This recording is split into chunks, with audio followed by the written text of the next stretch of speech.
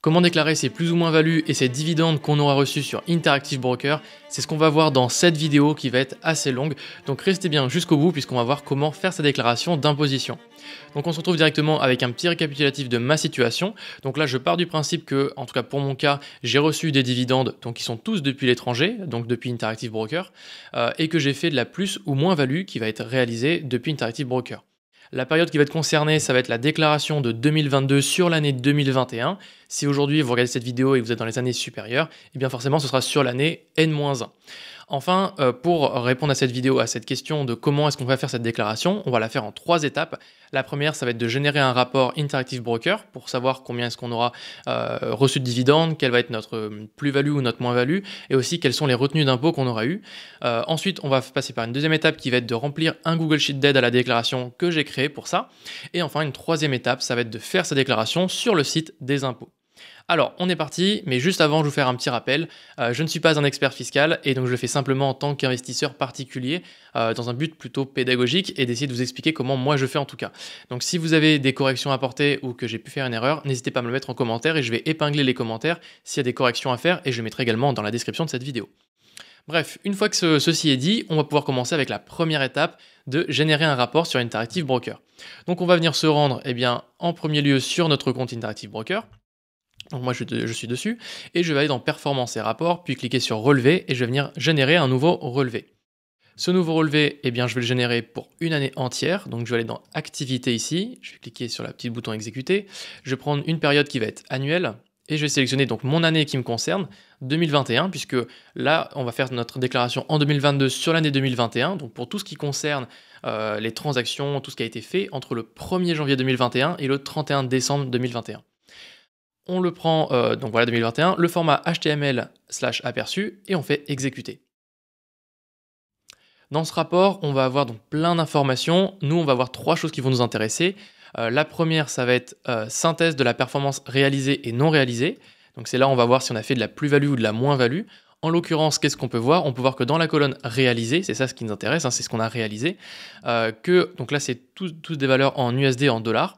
On va avoir tout en bas ici à droite, USD, donc là ici le total de tous les actifs, 14,15. Donc c'est 14,15, j'ai fait une plus-value de 14,15 $.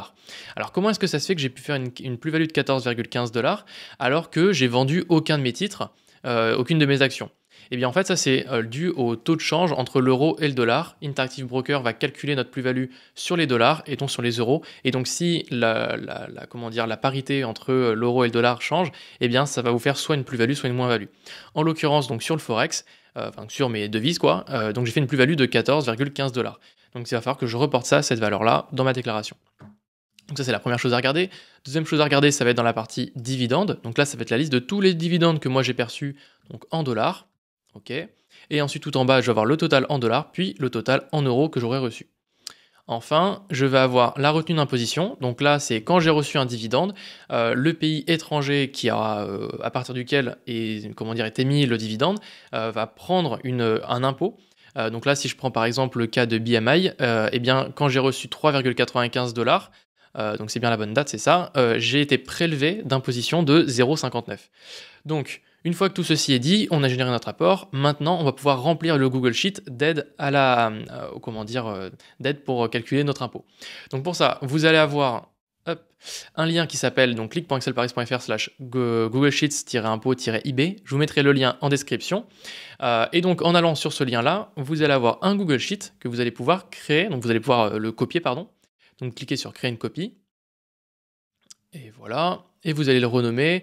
Donc là, vous allez renommer, par exemple 2022, outils d'aide à la décision, tac. Donc c'est un petit Google Sheet d'aide, je vais vous montrer un petit peu comment est-ce qu'il fonctionne. Vous allez d'abord commencer par aller dans la feuille démarrer ici. Là, vous allez renseigner votre année fiscale, l'année fiscale concernée. Moi, c'est 2021, on laisse comme ça. Et là, on va devoir faire 3 choses. On va devoir faire un import de nos dividendes, faire un import de nos retenues d'impôt et faire un import de nos plus-values. Donc, et ensuite, on va commencer. Donc, je commence tout de suite en allant dans la feuille import des dividendes, donc qui est la feuille qui s'appelle import des dividendes. Et là, ce que je vais faire, c'est que je vais aller donc sur mon rapport, mon relevé ici. Et alors, attention, regardez bien la manipulation. Je vais venir cliquer ici au début de mon numéro de compte et je vais venir copier, tac, tac, tac, tac, tac, toutes mes dividendes jusqu'au dernier dividende. Donc, pas au total, hein, jusqu'au dernier dividende. Ici, je vais venir faire copier. Et je vais venir cliquer dans ma case ici A3, la première case en haut à gauche, clic droit, effectuer un collage, et je vais faire uniquement les valeurs. Donc là, qu'est-ce qui se passe? J'ai collé uniquement que le texte, donc là, ici, on peut retrouver le numéro du compte, la date, la description, le montant, et avec tout ça, moi, je vais automatiquement en déduire la date, je vais le reformater comme il faut, avec le bon ticker et le bon montant qui va être le montant en dollars, et ensuite, toutes ces valeurs-là, elles vont être à retrouver dans la partie récap, dividendes perçus. Et là, on va retrouver donc le pays concerné, la date, le ticker, le montant, le taux de change du jour, c'est-à-dire que actuellement le Canada, quand j'ai reçu mon virement le 1er mars, eh bien, le taux de change euro-dollar, USD euro pardon, était de 0,83 et donc ça me donne un montant net perçu parce qu'en fait il va falloir déclarer des euros. À ce jour même, ce jour-là, j'avais reçu 8,18 euros. Bref, ceci est dit, on va revenir sur notre partie import des revenus,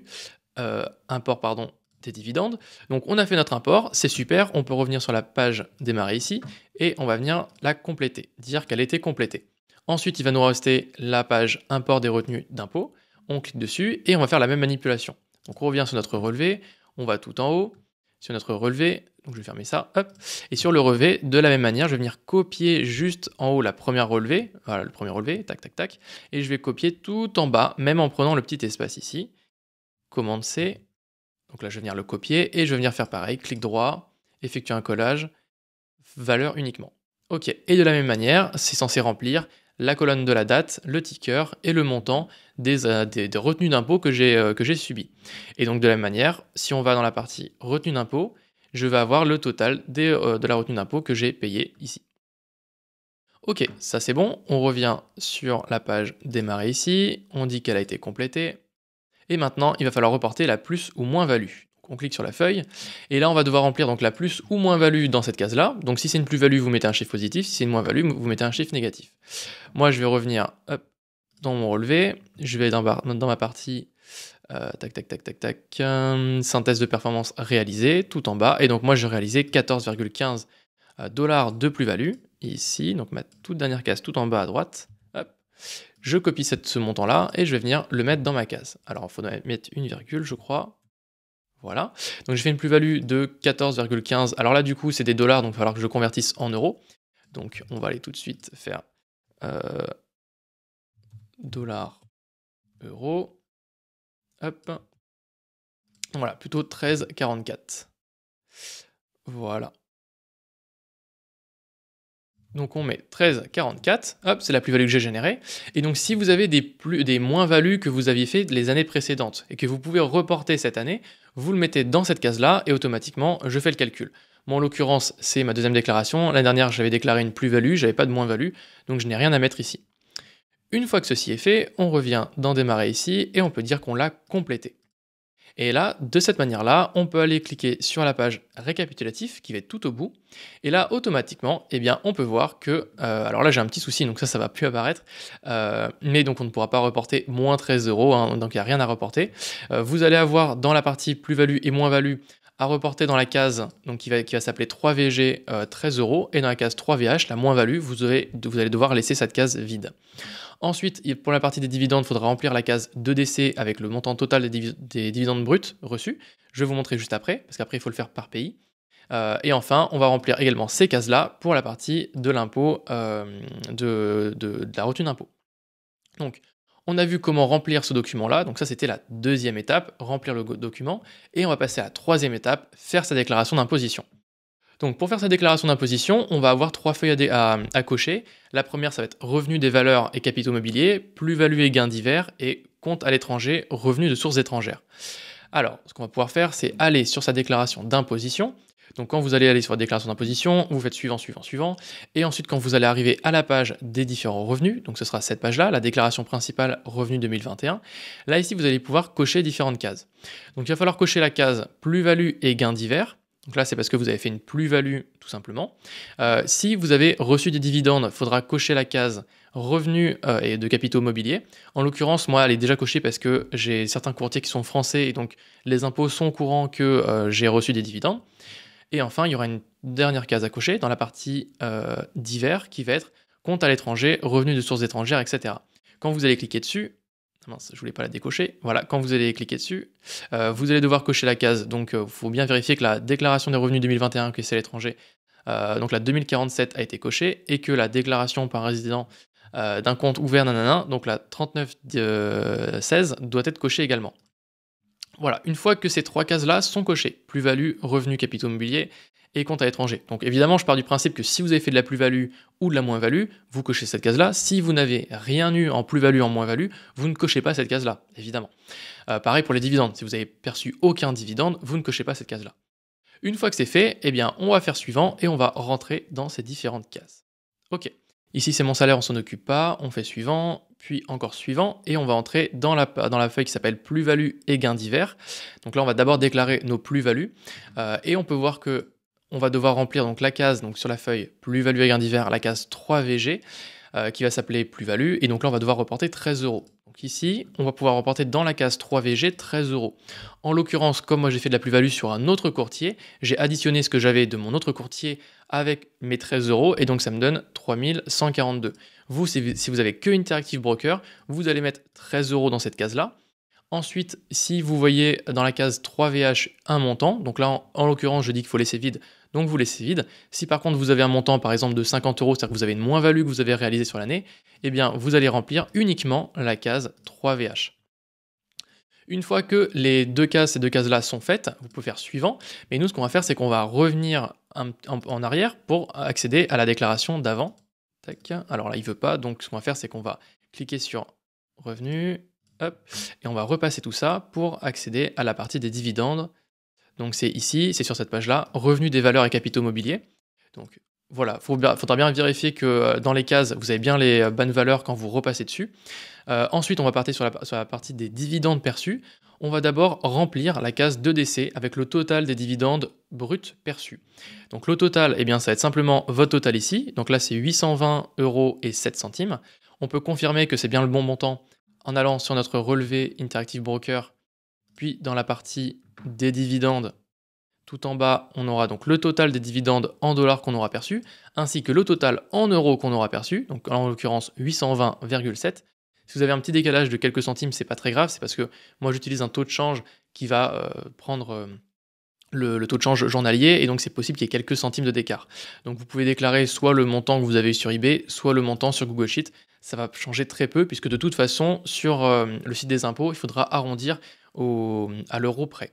Donc là, 820 euros, et bien dans ce cas-là, je vais aller dans la partie, hop, ici dans la case 2DC, donc là c'est là où je vais devoir déclarer l'ensemble des dividendes bruts que j'ai perçus, et je vais mettre 820 euros. De la même manière, j'avais aussi des dividendes perçus sur d'autres courtiers, donc je les ai ajoutés, et donc ça me donne 1888. Mais vous devrez mettre eh bien, votre total que vous aurez ici dans cette case-là.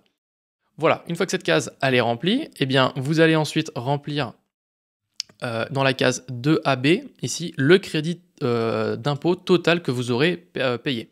Ce crédit, où est-ce que vous allez le trouver? Vous allez descendre un petit peu plus bas, vous allez avoir un deuxième tableau qui là va correspondre aux impôts que vous avez payés. Donc là, le premier tableau, c'est les dividendes que vous avez reçus, et ça, c'est les impôts sur les dividendes que vous avez payés.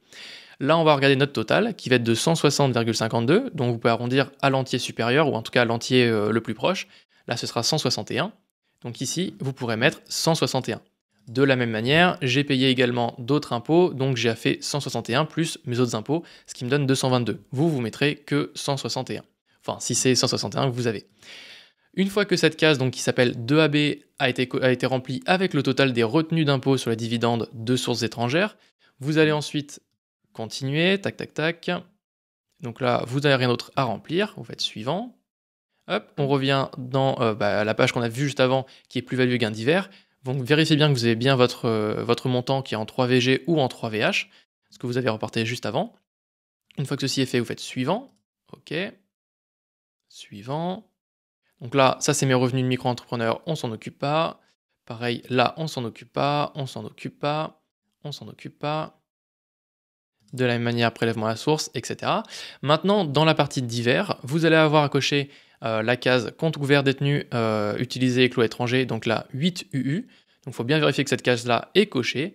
Et ensuite, une fois qu'elle a été cochée, vous faites suivant, suivant. On a donc fini notre déclaration principale. Maintenant, il ne nous reste plus qu'à remplir les annexes. Donc on va commencer avec l'annexe 2047. Donc on clique dessus. Et là, on va devoir donc déclarer des revenus de sources étrangères ainsi que des plus-values. Donc on va venir cliquer sur suivant. Et là, on va cocher donc 2 cases. Si vous avez fait des plus-values, vous allez cliquer sur des plus-values imposables en France. Et si vous avez perçu des dividendes, vous allez faire des revenus, des valeurs et des capitaux mobiliers imposables en France. On fait suivant. Et là, donc là, ça va être assez important. On va devoir reporter pays par pays les dividendes ainsi que les impôts que vous aurez payés. Donc si vous avez plus de 3 pays, donc comment est-ce qu'on fait? On va sur l'outil d'aide pour vos dividendes. Ici, on va regarder dans le premier tableau, donc qui va correspondre au montant des dividendes que vous aurez perçus. On peut voir que moi, j'ai 3 pays, le Canada, les États-Unis et le Royaume-Uni. Alors, si vous avez plus de 3 pays, eh bien, vous faudra cocher la case oui ici. Et donc là, vous aurez donc plusieurs pays à pouvoir ajouter. Et si vous avez que 3 pays, comme moi, vous mettez non, ou en tout cas moins de 3 pays. Et là, vous allez devoir mettre dans la case 201, eh bien, le pays concerné. Par exemple, moi, les États-Unis, eh bien, je vais mettre États-Unis ici.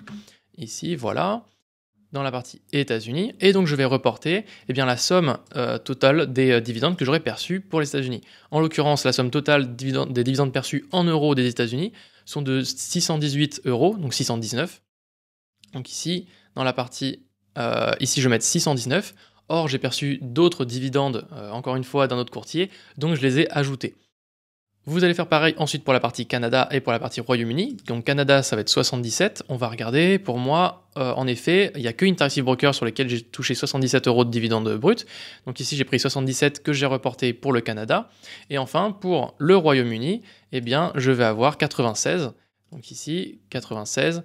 Tiens, d'ailleurs, il y a un problème puisque Rio, j'ai l'impression qu'il est au Royaume-Uni. Donc on va mettre 124. Donc on va mettre ici 124. Ok.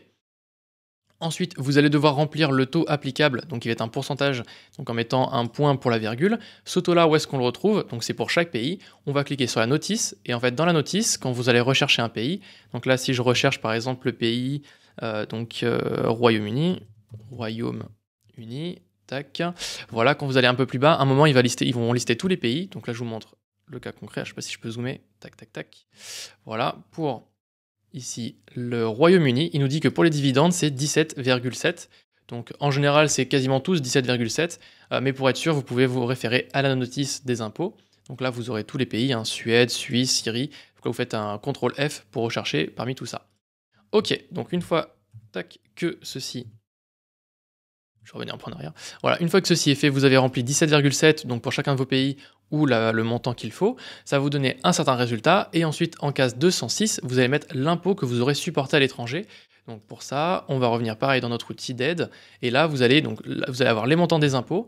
Pour la partie Canada, moi j'ai payé 11,29, donc 11 euros sur la partie Canada. Donc Canada, c'est bien 11 euros, hop, ici dans la partie 206 que j'ai mis. Ensuite, pour la partie États-Unis, j'ai payé 149, donc 149 euros. Tac, donc ça fait 149 ici. Et pour la partie Royaume-Uni, j'ai pas eu d'impôt supporté, de prélevé à la source, donc je mets rien. Et donc une fois que ces cases-là sont remplies, donc il y a des cases qui vont se remplir automatiquement, on n'y touche pas, on n'a rien à remplir. Et ce qu'il va falloir faire ensuite, c'est dans la case 216, remettre le crédit d'impôt que vous aurez au total que vous aurez touché. Donc là, votre crédit d'impôt total, ça va être où? Eh bien, ça va être dans la partie totale, ici, de votre retenue d'impôt.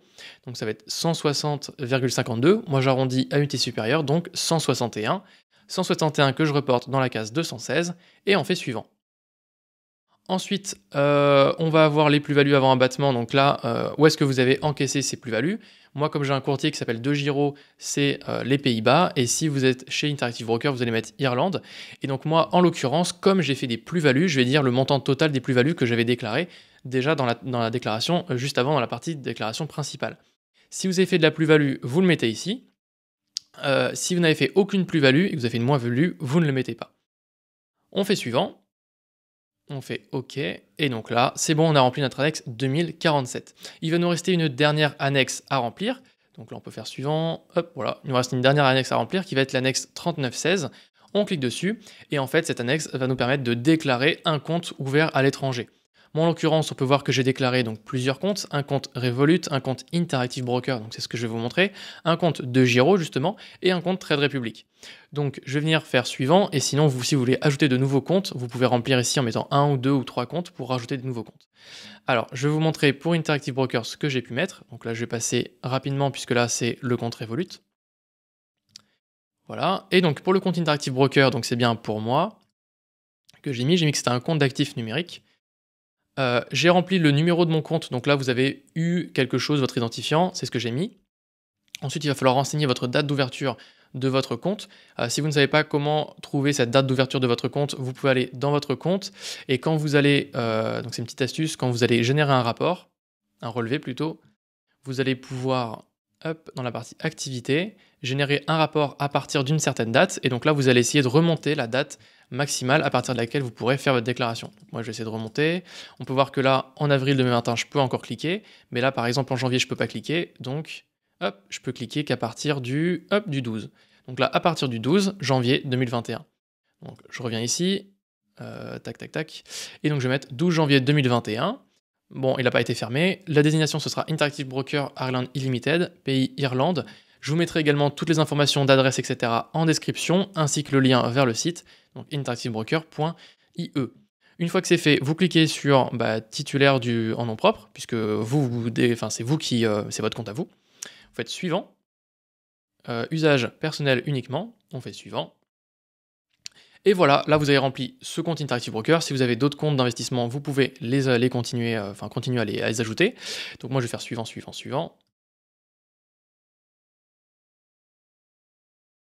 Voilà, on est arrivé jusqu'au bout, on clique sur suivant, et donc là, ils nous font un résumé de tout ce qu'on va avoir à payer, etc. Donc là, ils nous fait un récapitulatif de toutes les cases qu'on a pu mettre.